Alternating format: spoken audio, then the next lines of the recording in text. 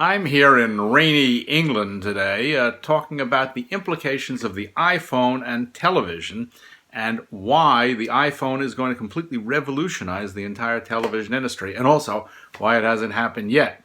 Now, we're here in Nottingham. We're actually about 12 miles from Nottingham, and about 12 miles down the road is Richard Arkwright's original factory. You know, the Industrial Revolution was born here, just down the street, and Arkwright built the first factories. And we went there not too long ago to take a look at the factory and see what we could learn about the nature of industrial and technologically driven change. Now, the funny thing is, when we got to the factory, it was actually turned into a store for a mill for selling woolen goods, which was crazy.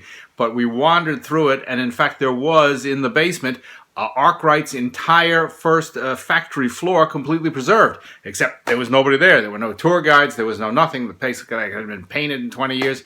And we said to the woman in charge, can we go take a look? And she said, sure, go down. So we were able to wander around by ourselves, which is where I got some of these photographs from. Now, what's interesting is you would think that the arrival of electricity completely changed the industrial world. That's not really the case, and that's what makes iPhone so interesting. Stick with me because there's something to this.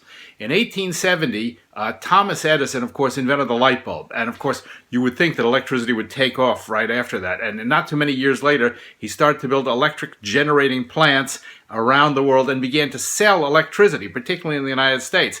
The funny thing is, it was a hard sell. It was easy for light bulbs, but it was very difficult for factories. You would think that factories would have gone electric like that, but they didn't. Arkwright's factory and all these other factories that started with the Industrial Revolution here in Britain actually were driven by rivers and water power, and then steam came along. Well, with water power and steam, you have one big engine plant that drives the whole thing, and then through this incredibly complex system of pulleys and ropes and shafts and stuff that spin around, you transmit the power through these shafts and pulleys and stuff to all the machinery in the factory. So the machinery is not self-sustained. The machinery is driven by this one central power plant. When electricity and electrification came to British factories in the 1880s, nobody wanted it.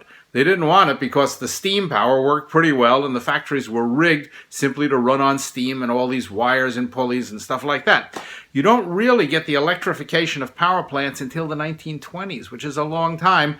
But what makes it interesting is what made it happen was not that electricity got better, electricity stayed the same, but rather they rethought how factories should work. So instead of having one giant power plant providing all the power to spin all these dials, all these spindles and pulleys and stuff, instead they made little tiny electrical engines append into each machine. We're used to that today. If you go to a machine shop and you see that the drill press or the saw, of course it has its own power attached to it, but that wasn't always the way it was. So the change that came was not necessarily the invention of electricity or electric motors for that matter. It was the distribution of hundreds and thousands of millions of little tiny electric motors across the factory floor that made electrification finally happen.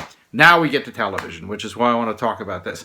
The television industry is run like those factories in the 1880s. There's one central power plant, essentially, whether it's CNN or the BBC or CBS or whatever, that creates the content that then gets sent out along this primitive system of pulleys and spindles and rods and stuff to transmit the information to the rest of the world. It's very centrally located. It doesn't make a lot of sense.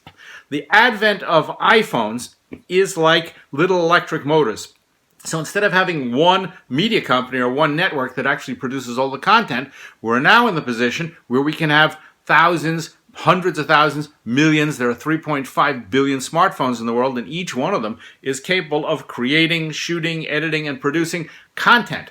What happened to the factory floor in the 1920s here in Britain and in the rest of the world, this kind of distribution of the process of creating the power is what's going to happen to the television business. Instead of all the content being made by CNN in one location from one person with one crew and one administrative thing, the technology mandates that now millions of people will make the content that will fill cable, satellite, and the internet. And it's going to happen worldwide just the way the Industrial Revolution happened here. It's interesting. Technology is different, but the application seems to follow the same rule all the time. So pick up your iPhone, learn to shoot, and start making your own stuff. That's the future.